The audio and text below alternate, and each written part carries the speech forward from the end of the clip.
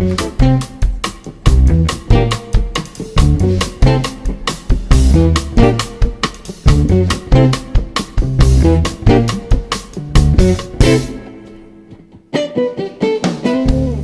nombre es Miguel Rodríguez, soy profesor de urbanismo de la Facultad de Arquitectura, Diseño y Urbanismo de la Universidad Nacional del Litoral.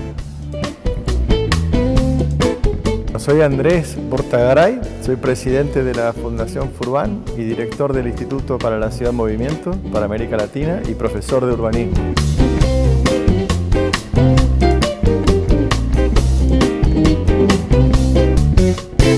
En los últimos 30 o 40 años es evidente que los problemas de la ciudad, los problemas urbanos, se subieron a la agenda, al menos de las instituciones nacionales e internacionales más importantes, ¿no? Del Estado, las organizaciones internacionales como Naciones Unidas, y comenzaron a aparecer, digamos, hasta la nueva Agenda Urbana del 2016, una serie de problemas que a lo mejor antes también existían, pero no se les daba la misma importancia, ¿verdad?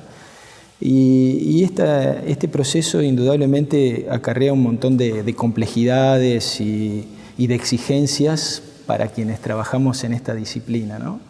Una reflexión que me parece interesante, Andrés, tiene que ver con un poco esa tensión que se genera entre la complejidad que estos procesos presentan, la necesidad de tener unos enfoques integrales y las tradiciones de atender a los problemas en su especificidad, ¿no? El espacio público por un lado, las infraestructuras por otro, el transporte, la movilidad. ¿Cómo ves esa tensión? ¿Cómo se puede resolver eso? Y yo creo que evidentemente, por un lado es verdad que la agenda política de las ciudades ha tomado cada vez más importancia. Por otro lado, la complejidad de los problemas que hay que tratar también exige inevitablemente especializaciones y abordajes específicos, pero no se puede perder la visión de conjunto. De hecho, Jaime Lerner, que fue alcalde de Curitiba, gobernador de Paraná y presidente de la Unión Internacional de Arquitectos, y que ha encontrado en su ciudad soluciones muy innovadoras, decía siempre que los problemas se resuelven mejor de a varios que de a uno. Porque, por ejemplo, el tratamiento de residuos y la inclusión social, él había hecho todo un programa,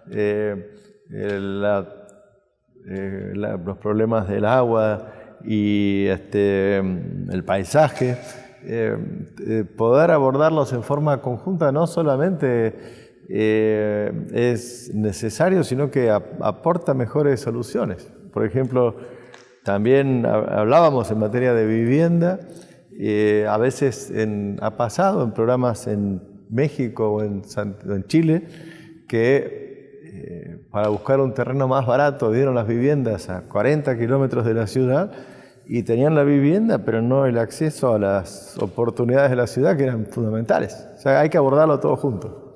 Sí, evidentemente estamos frente a un organismo complejo, lleno de mecanismos y dispositivos, donde hay que tener muy en claro que cuando uno toca una pieza, por pequeña que sea, se altera el funcionamiento de todo, ¿no?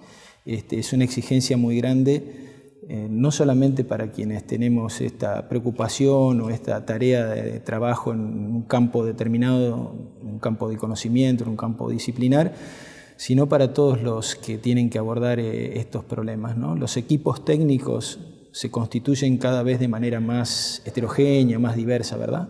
Bueno, tienen que ser interdisciplinarios, ¿no? Eso lleva a una discusión inclusive de si el urbanismo es una disciplina de síntesis, donde hay algunos que estamos más formados que otros, o es una disciplina que requiere la participación de varias. Y que en todo caso lo que tiene que ser es capaz de integrarla. Y en esa complejidad además hay que incorporar una capacidad de diálogo con la sociedad y poder llevar a cabo concertaciones complejas donde a veces hay intereses contradictorios. Es casi una diplomacia, digamos, que hace falta para poder llevar los proyectos adelante como corresponde. Entonces es un conjunto de saberes y un conjunto de métodos, ¿no?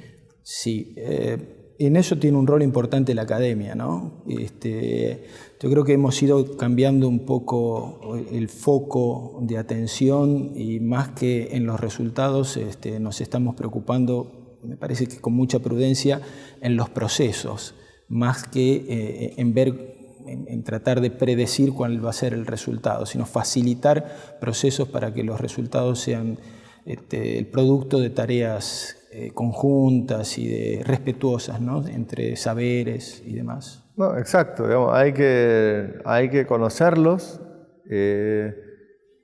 inclusive en sociedades democráticas como la nuestra, la capacidad de consulta y del diálogo entre profesionales y la sociedad y el poder político, con mandato popular, es algo complejo, pero hay que poder incorporarlo desde la formación y desde la investigación en la academia. Y hay que poder también incorporar innovaciones que hacen que algunas de las herramientas tradicionales no sean capaces de resolver ni de ofrecer respuestas, por cambios tecnológicos, por cambios de organización. Hay muchos desafíos nuevos para los cuales las herramientas actuales todavía no nos sirven. Ese es todo un desafío, ¿verdad? La tradición disciplinar ofrece una caja de herramientas, digamos, para afrontar las problemáticas urbanas que en los últimos años ha demostrado, digamos, cierta debilidad, cierta incapacidad para resolver algunos problemas, ¿no? Y sí, la sociedad suele quejarse de ese tipo de cosas, ¿no? Sí, suele quejarse, también en algunos casos con razón se queja de algunas supuestas soluciones que se le dieron, que terminaban siendo problemas más grandes que los que querían resolver.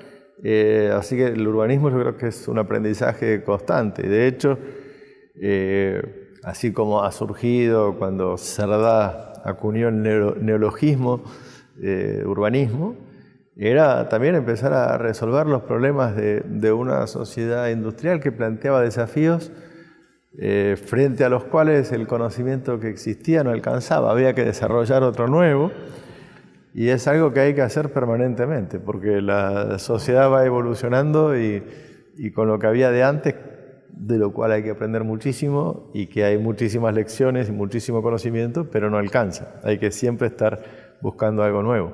Si se pudiera hacer una priorización de justamente estos desafíos que ya no plantea la sociedad que interpeló a Cerdá, sino la que nos plantea la sociedad contemporánea, ¿cómo lo harías? ¿Cuáles son los problemas prioritarios a resolver? Claro, por ejemplo, y déjame ir un poquitito atrás en la historia. Sí, claro. Por ejemplo, si uno preguntaba alrededor de 1900 en algunas de las grandes ciudades cuál era el problema más grande vinculado a la movilidad, probablemente te dijeran que era la polución que generaba la bosta de los caballos que tiraban los carros y que eran gran parte de la atracción de la movilidad. Y en ese momento ya estaba en marcha todo el mecanismo del petróleo y del desarrollo posterior de la industria automotora que cambió completamente las ciudades, ¿no? Entonces, muchos se quedaron pensando cómo resolver el problema anterior cuando lo ideal hubiera sido poder anticiparse al nuevo, ¿no? Y hoy estamos en un fin del ciclo de los combustibles fósiles y de los motores de combustión interna. Eso puede durar unos 20 años más, pero ya está en marcha todo el cambio, tanto en la industria, por cuestiones ambientales, por escasez de petróleo, por otros motivos. Y, por ejemplo, que no sea cuestión que otra vez sigamos tratando de pensar soluciones para el automóvil cuando ya realmente en el horizonte, por lo menos el automóvil de combustión interna, no va a estar en el futuro como lo conocíamos, ¿no? Hay otros, por ejemplo, el tema del calentamiento global es algo que nos interpela a todos y donde las ciudades tienen un rol fundamental que jugar. Si queremos evitar las consecuencias de un aumento excesivo de la temperatura, que de todos modos va a existir, pero por lo menos mitigarlo, tenemos que tener hojas de ruta para programas mucho más ambiciosos de lo que estuvimos desarrollando hasta ahora. En el tema de social, ¿no? Que tenemos sociedades muy polarizadas, desiguales y duales. No es que es un tema que tienen que resolver los economistas y los urbanistas lo miramos desde afuera, sino que creo que también tenemos un rol fundamental para contribuir por las propias desigualdades que produce la ciudad y que, digamos, todavía no hemos encontrado las herramientas adecuadas. Sí, se me ocurre, ¿no?, que la movilidad va planteando en sus desafíos cambios de escala obligado. Las posibilidades de movilidad contemporáneas son mucho mayores y las distancias que se pueden cubrir y las afectaciones que se producen, los sucesos que pasan, transcurren en un lugar respecto de otros lugares, obliga a ver el problema en una escala distinta, en una escala que probablemente hasta ahora no mirábamos mucho. Hay cosas que se producen ya directamente en escala planetaria que afectan a las ciudades. ¿Qué va a ser el instrumental de la disciplina frente a este tipo de cosas, ¿no? Es una pregunta que difícilmente se pueda pensar desde un solo enfoque disciplinar, ¿verdad? No, seguramente que desde uno solo no va a alcanzar. Como bien decís, hoy la distancia en muchos temas está relativizada completamente. Uno puede hablar con cualquier amigo en cualquier lugar del mundo o por una cuestión profesional gratis todo el tiempo que quiera. Eso era inimaginable. O transmitirse las imágenes, colaborar en proyectos sin que importe la distancia. Pero al mismo tiempo hay cuestiones que tienen que ver con la ergonomía, con la interacción, con la escala humana, como habla Yangel, que tampoco podemos dejar de lado, ¿no? Por ejemplo, algunas cosas evolucionan, pero otras, el estadio deportivo más sofisticado que podamos tener ahora no va a ser mucho más grande que el Coliseo, porque la distancia a la que el ojo puede identificar las acciones para que tengan interés no cambia, digamos, seguimos siendo los mismos seres humanos de siempre. Entonces creo que ahí hay que combinar todas las posibilidades de la tecnología, inclusive los desafíos que plantea la inteligencia artificial, con no perder la escala humana y la calidad de los espacios que está un poco en el corazón de nuestra disciplina, ¿no? Yo creo que es importante que las personas comunes, si se puede decir así, conozcan un poco más de urbanismo por razones muy sencillas, ¿no?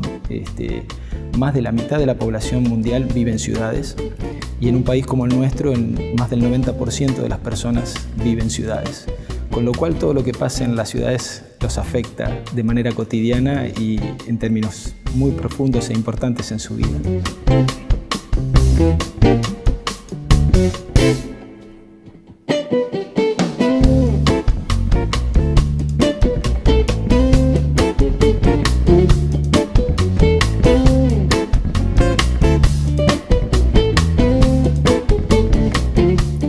Porque afecta la vida cotidiana de una manera incomparable, digamos, con otras, del tiempo de los desplazamientos, de la calidad de los servicios públicos que existen, de la calidad del medio ambiente, el acceso a la vivienda y a los bienes de la ciudad. Y hay herramientas concretas para poder participar. Y me parece muy importante no dejarlo solo en manos de otros y no solo en manos técnicas, sino que realmente puedan expresarse por sus derechos y por su vida cotidiana. Bien, evidentemente ante terrible cantidad de cambios volvemos un poco a la pregunta del principio, ¿no? Por un lado, cambios técnicos de altísima especificidad, digamos, el surgimiento de innovaciones tecnológicas que permiten esto que comentabas, ¿no? para reunirse con alguien no hace falta ya más trasladarse físicamente. Una computadora y una cámara incorporada en una notebook te permite hacer reuniones de 2 o 3 o más personas sin que ninguna de ellas tenga que abandonar su lugar de trabajo. Y evidentemente esto hace que haya una especie de fascinación por estos recursos tecnológicos, la posibilidad de que uno pudiera atravesar el Canal de la Mancha sin tener que navegarlo, las posibilidades de desplazarse en un tren a altísima velocidad y cubrir distancias que demandaban semanas, cubrirla en horas y demás. Da la sensación de que ha crecido una expectativa enorme en las soluciones que puede aportar la tecnología. ¿Y es esto así? ¿Hay un límite? ¿Hay que confiar tanto en la tecnología o hay que pensar en otro tipo de miradas? Por empezar, la tecnología es una herramienta, ¿no? Una herramienta para otros fines. Entonces yo creo que lo que hay que tener presente siempre son los fines para los que queremos usar las herramientas, si no nos perdemos en el camino. A veces pasa cuando se habla de ciudades inteligentes o smart cities que está muy orientada la discusión a los proveedores de tecnología de la información y que puede ser fantástica, pero creo que hay que poner una cuestión antes, ¿no? Que es cómo usamos con inteligencia los recursos y con eficiencia. Por ejemplo, tenemos, como hoy existe la tecnología para trenes de alta velocidad, fantásticos. Pero si nosotros pensamos en todo el eje del río Paraná, el ferrocarril Mitre y la Ruta 9, vamos a ver que estamos usando con muy poca eficiencia los recursos. Tenemos más del 90% de la carga en camión. Prácticamente para determinados tipos de carga no usamos lo fluvial. Y el ferrocarril muy postergado.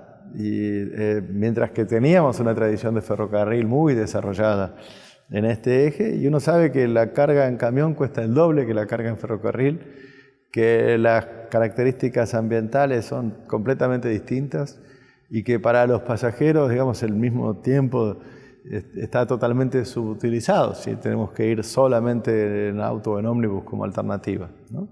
Entonces, por supuesto que tenemos que encontrar eso, pero también hay un tema de organización social, de cómo poner en valor los recursos que nos rinden más. Y también no olvidarnos de la cuestión económica, ¿no? Que domina siempre nuestra coyuntura y nuestras discusiones, y estamos obsesionados por el valor del dólar y los datos de inflación, pero la verdad, y por el endeudamiento. Y la verdad es que si somos capaces de también ser inteligentes en encontrar los proyectos que permiten resolver los problemas con una menor dependencia de capital, que por supuesto hace falta, pero digamos en su justa medida, creo que vamos a ganar mucho, ¿no?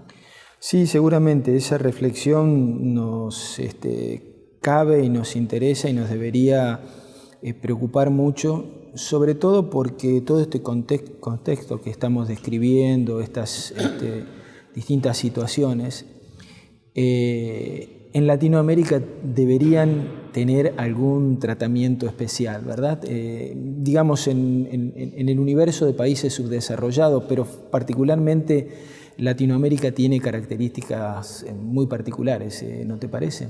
Sí, porque es probablemente el continente más urbanizado para su nivel de desarrollo.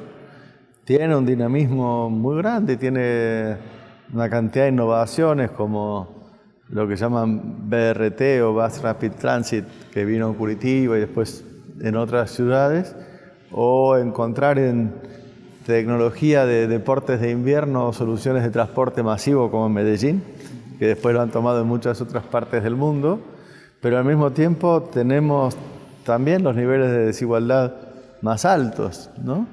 Y creo que, digamos, gran parte del desafío de nuestras sociedades, desde todos los ámbitos, y tal vez en particular desde el ámbito académico, es cómo identificar las soluciones que sean capaces de contemplar esa característica, ¿no? Sobre todo, no repetir ni tomar mecánicamente, sin un filtro crítico, soluciones que en todo caso pueden haber servido en otros contextos, pero que también dieron sus lecciones, y no un poco más de creatividad en tomar las nuestras, ¿no? Y creo que uno hoy es un horizonte bastante incierto, por dónde pasa el camino del desarrollo.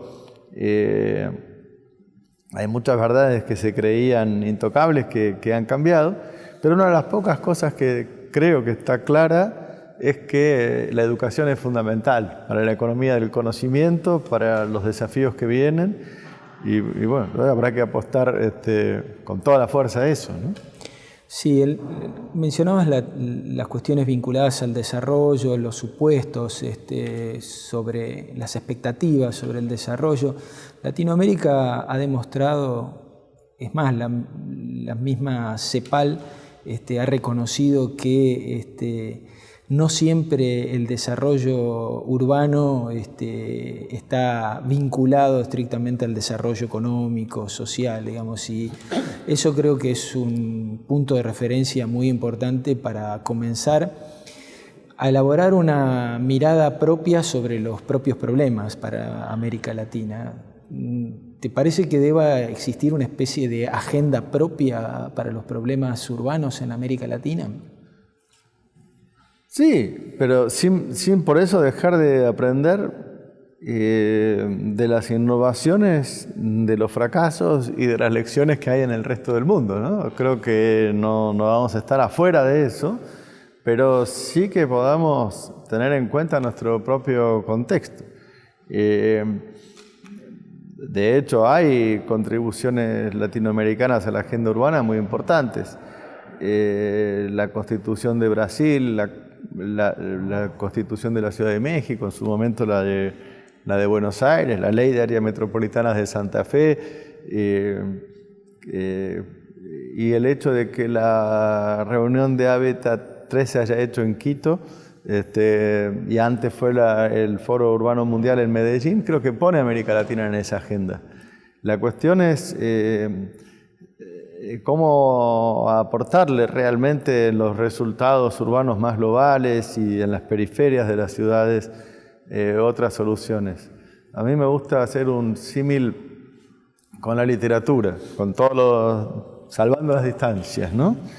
Pero, digamos, con una misma lengua europea, a pesar de que tenemos muchas otras que tienen mucho valor en América Latina, se pudo crear en la literatura, con el boom de toda una generación, una de las desarrollos más dinámicos de la lengua, ¿no? Más innovador, fenómeno literario mundial, etc. Yo creo que en las herramientas del urbanismo no vamos a dejar de tener una serie de rasgos culturales comunes con otras partes del mundo, pero creo que deberíamos ser capaces de darle una innovación semejante, ¿no? Una mirada propia sobre eso. Una mirada propia, innovadora, como existen algunos ejemplos, y que sirva también para recrear la mirada urbana, ¿no? Sí, claro. Europa, por ejemplo, ha confiado mucho su proceso de integración, no solamente, digamos, a la educación.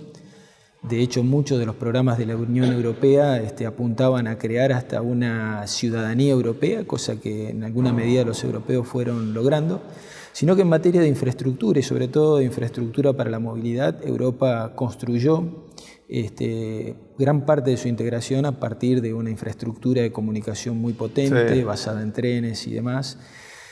En un escenario muy particular, Europa, digamos, tiene una escala de territorio muy distinta a la americana. América, a pesar de que tiene, como decíamos, ¿no?, una gran parte de su población viviendo en ciudades, gran parte de su territorio aún es desierto y tiene una extensión mucho más grande que la europea. ¿Podría América plantearse algún tipo de vía para la integración, camino para la integración a partir de la construcción de algún tipo de infraestructura o de red o de sistema de comunicación, de movilidad, en ese sentido, ¿es posible pensar eso? Yo creo que sí, pero como bien decís, no hay la densidad y proximidad entre grandes centros urbanos o pequeños, pero digamos de áreas muy densas que existe en Europa. Pero creo que en general América Latina ha desmantelado el ferrocarril cuando lo tenía, porque había sido los tranvías, porque había sido la primera parte de su desarrollo, como en otras partes del mundo, y hoy cuando puede lo revaloriza. En algunos países ya es demasiado tarde porque hasta han usado los derechos de paso para otras cuestiones. Creo que en la Argentina todavía nos quedan y es una característica que nosotros que no respetamos casi nada, los lugares de las vías, aún vías abandonadas, suelen ser bastante sagrados. Y creo que para determinadas distancias, por lo menos de todos estos ejes de los que hablábamos, tendríamos que revalorizar completamente el ferrocarril, tenemos que revalorizar el transporte fluvial y marítimo para una determinada cantidad de cosas, y en otras habrá que usar otras tecnologías para cubrir distancias más grandes. Pero de todos modos también toda la revolución digital permite mucha mayor proximidad entre distancias muy grandes, y creo que eso, por lo menos culturalmente, también tiene un valor muy importante. Y después hay cuestiones adentro de las propias ciudades, cómo hacerla más accesible e inclusiva, pensar en gente de todas las ciudades con perspectiva de género en distintos niveles de ingresos, y creo que ojalá hubiera, en vez de tanta dependencia en el automóvil, una mirada contagiosa en ese sentido de soluciones como hay en determinados lugares, pero todavía no en la escala masiva que hace falta, ¿no? Enormes desafíos. Muchas gracias, Andrés. Muchas gracias, un gusto charlar aquí en la universidad.